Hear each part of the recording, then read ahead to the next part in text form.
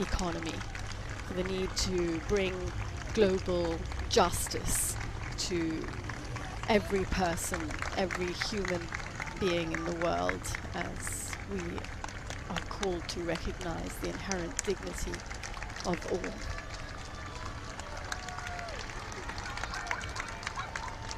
Well, Pope Francis has often spoken of promoting an economy of peace and an economy of fratellanza, which is the word that inspires Fratelli Tutti. It means brotherhood. Fraternity. Sorry, I couldn't think of the word.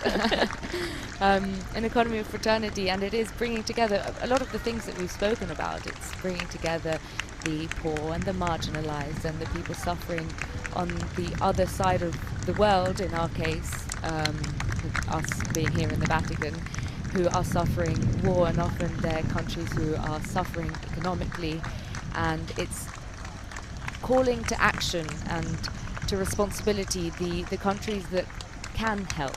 Exactly. Denouncing the great divide that there is between the rich and the poor. Apart from, as he said, all the food that gets thrown away by affluent societies would be more than enough to feed the millions and millions of hungry people in the world. And here we have a view of the Colosseum as he goes up via La Bicana.